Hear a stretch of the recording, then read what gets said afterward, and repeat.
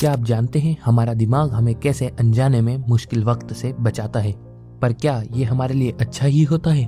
तो आइए आज हम विचार करते हैं डिफेंस मैकेनिज्म पर। डिफेंस मैकेनिज्म को जानने से पहले हम इसका थोड़ा बैकग्राउंड समझ लेते हैं। सिगमंड फ्रॉइड, जो कि साइकोलॉजी की फील्ड के एक जाने माने नाम है और इन्हें फादर ऑफ मॉडर्न साइकोलॉजी भी कहा जाता है, और इन्होंने पहली बार डिफेंस मैकेनिज्म की बात रखी थी। इन्होंने हमारे सबकॉन्शियस डिफेंस मैकेनिज्म्स को 3 भागों में समझाया था: इड, ईगो और सुपर ईगो। बाद में इनकी बेटी एना फ्रॉइड ने फर्दर इसको क्लियरली एक्सप्लेन किया था, जहां एना फ्रॉइड ने इन डिफेंस मैकेनिज्म को 10 कैटेगरीज में डिवाइड किया था। तो आइए समझते हैं क्या होते हैं इड, ईगो और सुपर ईगो। इड ये हमारे मन का वो हिस्सा होता है जो केवल हमारी इच्छाओं और ज़रूरतों पर ध्यान देता है। हमारे दिमाग के इस हिस्से के लिए कुछ भी भला या बुरा नहीं होता है। आप कह सकते हैं कि ये आपका सेल्फिश साइड होता है। दूसरा है सुपर ईगो, जहां एक तरफ इड आपका सेल्फिश साइड होता है, वहीं दूसरी तरफ सुपर ईगो को आप अपना मॉरलिस्टिक या वर्चुअस साइड भी कह सकते हैं। इसका काम होता है हमेशा आपको सही और गलत में फर्क बताना और साथ ही आपको हमेशा सही की ओर लेकर जाना। अगला है ईगो। ये हमारे दिमाग का एक ऐसा रैशनल हिस्सा होता है जो एक फाइन बैलेंस बनाकर रखता है आपके इड और सुपर ईगो में, ताकि आप समाज और दुनिया में अपनी सही जगह बनाकर रह सके। इसका काम होता है आपके लिए सबसे सही और सोशली एक्सेप्टेबल डिसीजंस लेना। तो आइए अब हम समझते हैं डिफेंस मैकेनिज्म को। डिफेंस मैकेनिज्म हमारे वो टूल होते हैं जो हमें अनजाने में ही टेंशन और एंजाइटी से बचाते हैं। ये हमारे लिए एक बैरियर की तरह काम करते हैं और हमें इमोशनल डैमेज से बचाते हैं। आपको अंदाज़ा भी नहीं होगा आप किस हद तक इन डिफेंस मैकेनिज्म्स को यूज़ करते हैं। आप ये कह सकते हैं कि आपका ईगो इन डिफेंस मैकेनिज्म्स को जन्म देता है और एक फाइन बैलेंस बनाकर रखता है आपके इड और सुपर ईगो में।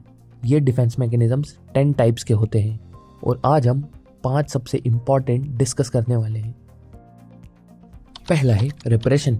रिप्रेशन एक ऐसा डिफेंस मैकेनिज्म है जो आपको मदद करता है एंग्शियस और इमोशनली डैमेजिंग फीलिंग्स या आपके डेंजरस डिजायर्स को दबाने में। ये पूरी तरीके से अनकॉन्शियस प्रोसेस है और आपको पता भी नहीं है ना जाने कितने थॉट्स और डेंजरस डिजायर्स आप रिप्रेस करते हैं। जैसे कि हो सकता है कि आपने अपने स्कूल के या बचपन के किसी हादसे को अपने मन में दफना दिया हो और आपको याद भी ना हो। Second one is suppression.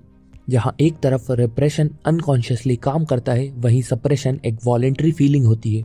इसका मतलब है जब आप खुद किसी खराब एक्सपीरियंस को भुलाने की कोशिश करते हैं तो उसी को सप्रेशन कहते हैं। इसको आप एक एग्जाम्पल से समझ सकते हैं। आपका आपके एक्स को भुलाने की कोशिश करना भी सप्रेशन ही होता है। तीसरा है सब्लिमेशन। जब हम हमारे किसी बैड एक्सपीरियंस को याद करके उसे मोटिवेशन के रूप में तब्दील करते हैं तो उसे सब्लिमेशन कहते हैं। इसका सबसे अच्छा एग्जाम्पल हम एक मूवी से समझ सकते हैं, जहां हीरो अपनी शादी टूटने पर उसको मोटिवेशन के रूप में यूज करके IAS ऑफिसर बन जाता है। फोर्थ है डिनायल। जैसा कि इसका नाम हिंट करता है, डिनायल हमारी वो स्टेट होती है जहां हम किसी घटना को मान ही नहीं पाते हैं, क्योंकि उस घटना से होने वाला इम्पैक्ट बहुत ज्यादा होता है। जैसे जब किसी इंसान के बहुत क्लोज पर्सन की डेथ हो जाती है तो वो डिनायल में चला जाता है और एक्सेप्ट ही नहीं कर पाता है इस ट्रेजेडी को। और फिफ्थ है डिस्प्लेसमेंट। इसके चलते आप अपने नेगेटिव इमोशंस और इम्पल्सेस को कहीं ऐसी जगह पर निकालते हैं जो सेफर या इजी टारगेट है। जैसे कि जब किसी इंसान को उसका बॉस चिल्ला दे तो वो अपने बॉस पर वापस चिल्लाने से तो रहा, तो फिर वो ये भड़ास अक्सर अपने किसी जूनियर या घर के किसी छोटे मेंबर पर निकालता है और इसी को डिस्प्लेसमेंट कहते हैं। तो क्या ये डिफेंस मैकेनिज्म हमारे लिए केवल अच्छे ही होते हैं?